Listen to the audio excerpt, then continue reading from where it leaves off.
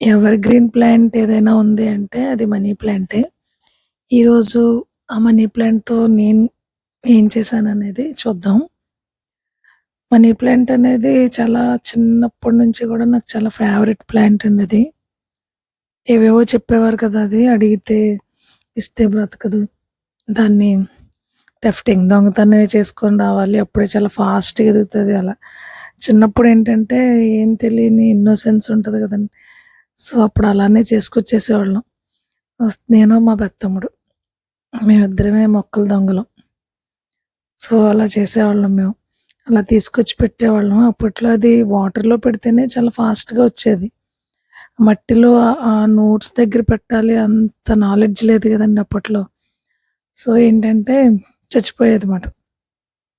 అలా ఇప్పుడు అవన్నీ తలుచుకుంటే భలే నవ్వొస్తది. అయితే నేనేం చేశానంటే ఈరోజు నా దగ్గరున్న మనీ ప్లాంట్స్ చాలా వరకు అంటే అన్నీ కలిపి ఒకే పాట్‌లో పెట్టేసాను. సో, హ్యాంగింగ్ పాట్స్ ఉన్నాయి. వాటిని అలానే ఉంచేసాను కదా! మనీ ప్లాంట్ పెడితే అదే సెపరేట్ చేసి పెడితే చక్కగా వస్తాయి కదా! అని ఈరోజు ఇలా డిసైడ్ అయ్యాను. ఇదేదో సాయిల్ కొంచెం లైట్ వెయిట్ సాయిల్ అనేది ఉంది కదండీ! సో, అది పెడదాం అసలని అది కొంచెం తీసుకున్నానన్నమాట. ఆ సాయిల్‌ని దానిలో పెట్టాను. ఈ మనీ ప్లాంట్ ఉంది చూడండి. ఇది నేను చాలా పెద్దదుండేది నా దగ్గర.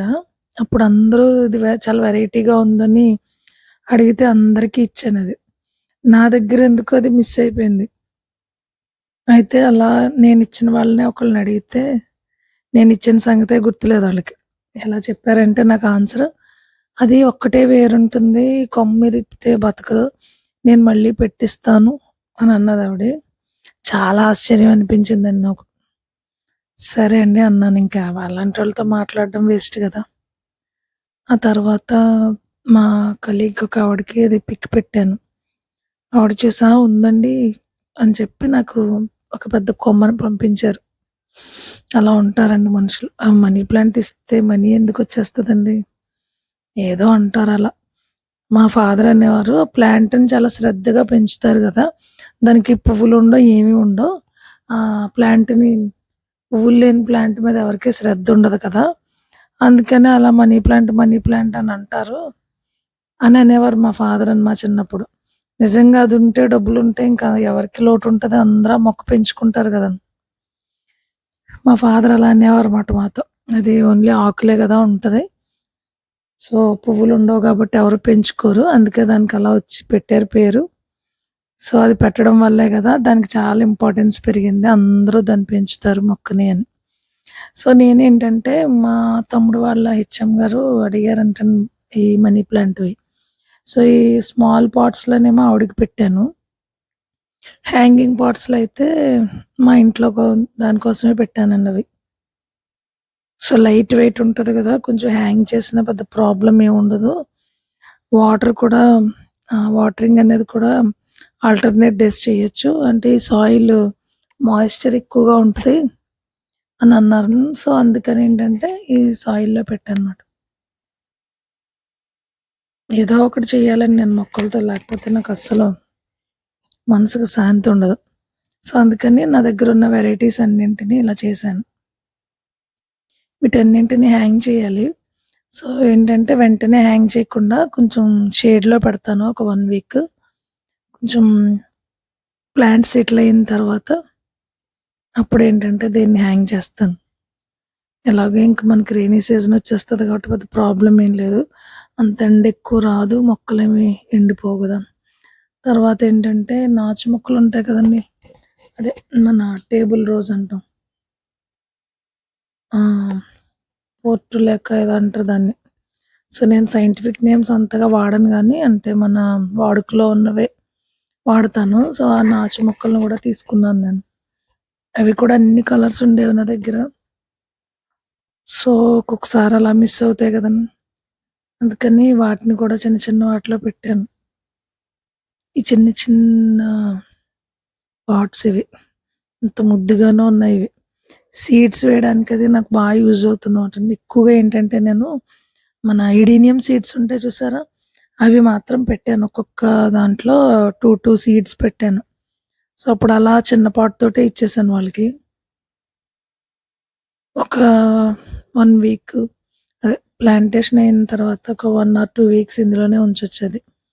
అలాగే జేడ్ ప్లాంట్ కూడానండి. వీటిని ఏం చేశానంటే షేప్ చేద్దామని చెప్పి కట్ చేశాను కొన్ని. టైం అయిపోతుందని ఆ ఒక్క ప్లాంట్‌నే చేశాను. ఇంకా వేరే ప్లాంట్స్‌ని చేయలేదన్నమాట.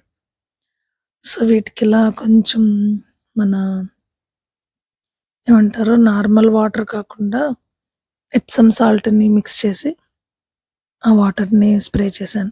మనీ ప్లాంట్‌కైతే మాత్రం చాలా పల్చగా చేసిన మజ్జిగ, తర్వాత ఎప్సమ్ సాల్ట్ ఈ రెండింటిని మాత్రం ఇస్తానండి.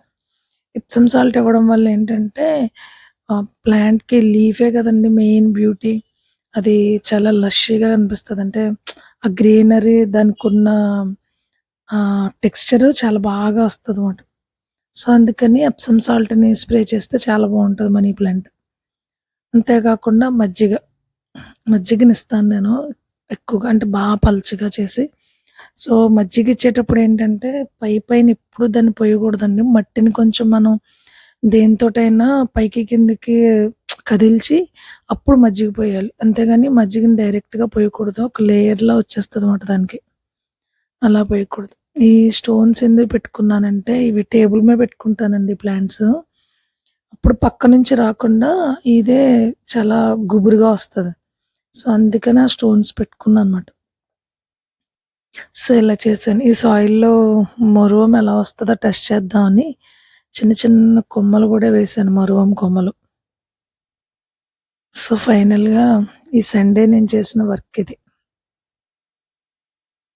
సో, ఉన్నన్ని వెరైటీస్‌ని పెట్టాను.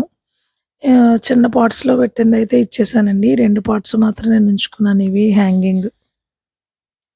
సో, ఏదేమైనా ఇండోర్ ప్లాంట్స్‌లో మనీ ప్లాంట్‌ని మించిన ప్లాంట్ లేదు. ఫస్ట్ ప్లేస్ దేనికైనా ఇవ్వాలంటే అది మనీ ప్లాంట్‌కే.